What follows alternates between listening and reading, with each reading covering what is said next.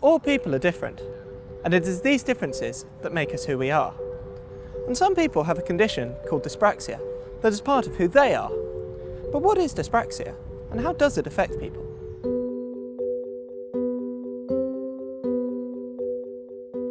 We're driving to the Meadows Centre to see Dr. Sally Payne, who is an occupational therapist who will talk to us about what dyspraxia is and how it affects people. We're also going to be speaking to Judy Smith, who is a teaching specialist and deals with children with special needs, particularly dyspraxia. Hello, Sally. Hi Tim, welcome to the Meadows Centre. Thank you.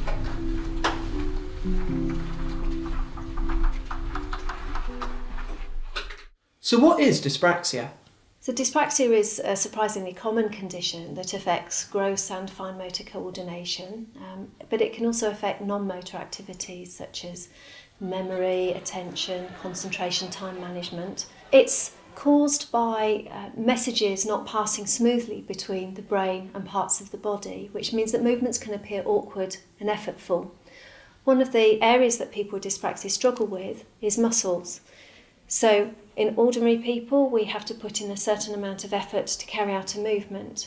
People who have slightly floppy muscles have to put in a certain amount of effort and then twice the effort again to carry out the same movement. So how does dyspraxia actually manifest itself in the home or in school environments? Dyspraxia makes it difficult for people to carry out daily activities that the rest of us take for granted. So writing, learning to ride a bike, tie shoelaces. It can also affect speech.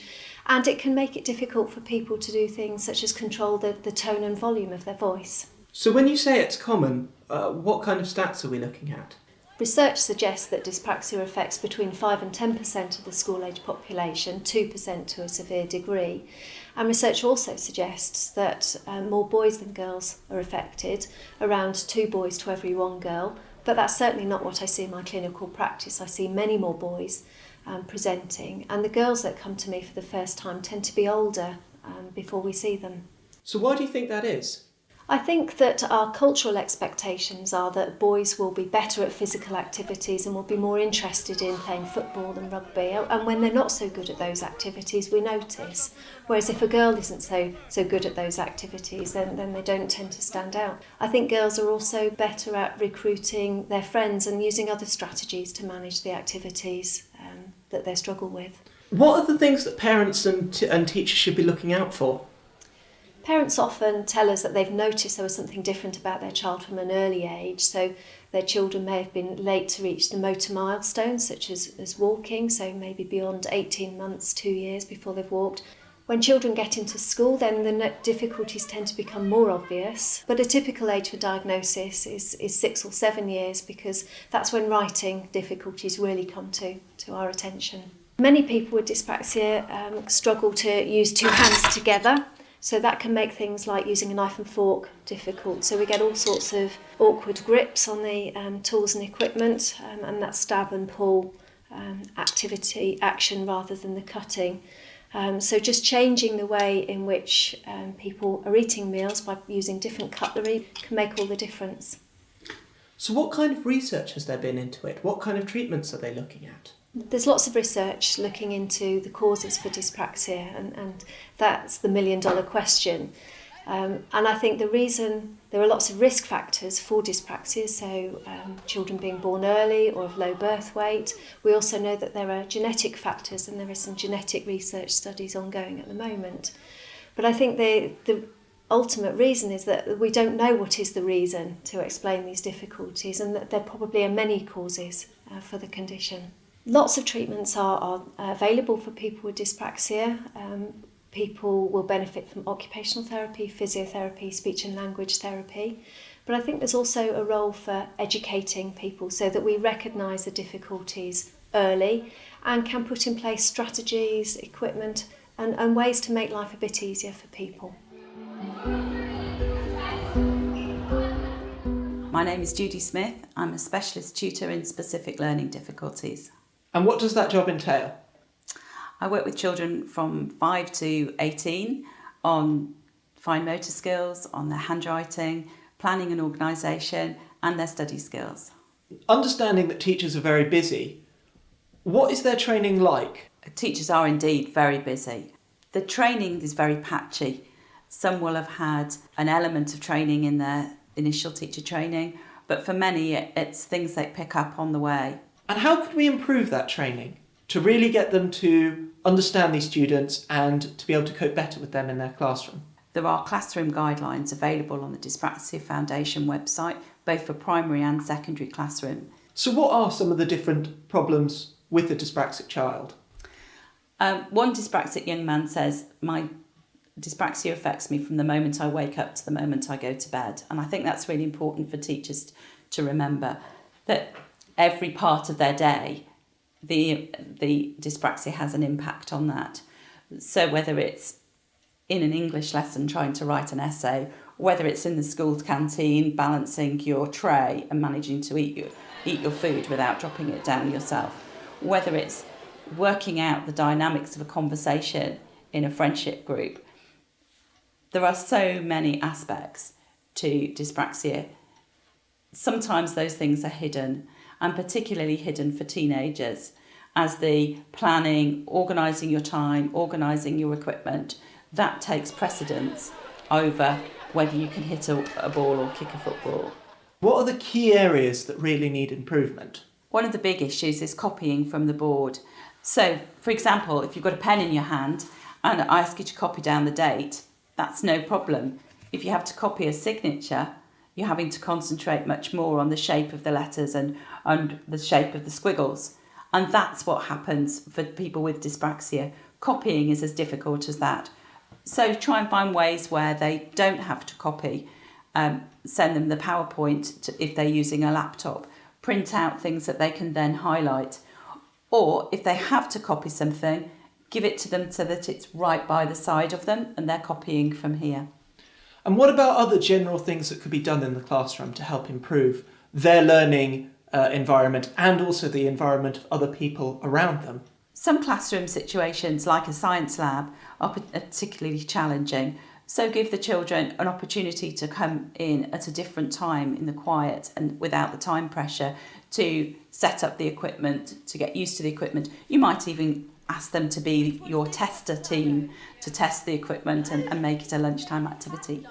So how should schools, teachers and students alike, view these aids for these dyspraxic students? One young man said to me, my mother can see without her glasses, but you wouldn't ask her to drive you in the car without them. And that's how their tools should be seen. So if they need a keyboard, or they need a different pen, or they need a different seat to sit on, it should be seen as something that is an aid, just like a pair of glasses.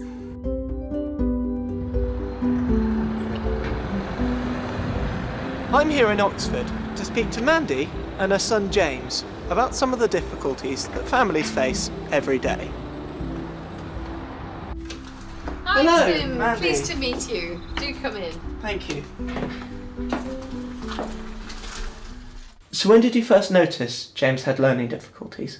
I think it was a gradual process, really. I mean, right from a very early age, James was always really active, and I can remember other mothers noticing I remember noticing differences between him. He was my first child, and he would never sit still, and he would never do as he was told. He was always climbing up the stairs and touching the taps and stamping on the flowers. And when I asked other mothers how they stopped children doing things, they just said, well, we just tell them.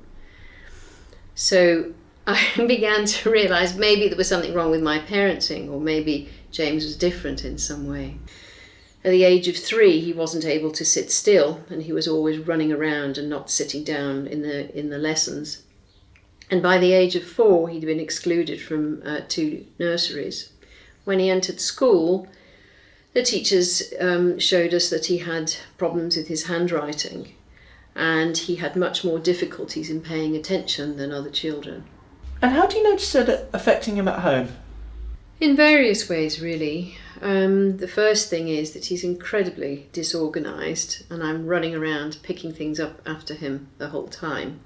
Most of the time, he comes home from school without forgetting his homework, or he's left something at school, and he gets incredibly frustrated with himself for doing that. So there has to be a fine balance between trying to remind him and trying to support him. with those issues and then remonstrating with him too. And what are some of the things that help him at home? I think there's a whole range of things that we do. I mean, firstly, trying to keep calm around him, know that we can be in the background supporting him with the things that he does with school. Because if he feels good about himself, then life will be much easier for everybody. I'm James and I'm 14 years old. I like cycling and like just exploring forests, like the one up the road. My favourite lessons are art, music, science and English. Art I like doing because I just like drawing and being creative. Music I just like because it's just like testing. I don't really know why I like it, but yeah. And English I like because my teacher is really nice and she just helps me a lot. She makes the lessons very fun, so I enjoy it. And science is really fun because I like just doing experiments and trying not to blow up things. And yeah, I find being organised difficult. Like I keep on losing stuff, mostly at school, but sometimes here. And I find it very hard being social to others people, especially people I don't know. So can you tell me a bit more about how your teachers help you? My teachers help me by being positive towards my work and basically just pushing me past my potential, which is good. I like because it just makes me feel good. You know, that these children have many strengths, and the schools need to appreciate the children's strengths. I mean, James is a wonderful athlete. I mean, he's very creative. He can write great stories if given the motivation and the right type of story material. He can create wonderful music, but the teachers have to understand him, and he needs to feel that he's understood in order to get the best. And often it takes months before he will establish a relationship with a teacher.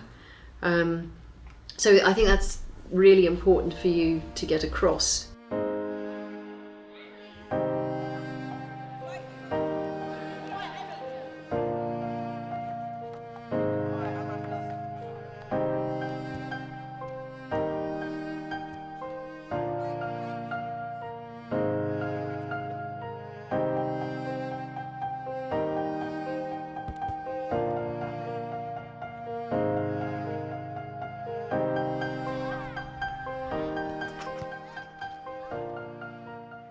Even with all the help and support that's available, living with dyspraxia can be a real challenge for the families of those involved. But it's even harder for those that have to live with it every single day. And I should know.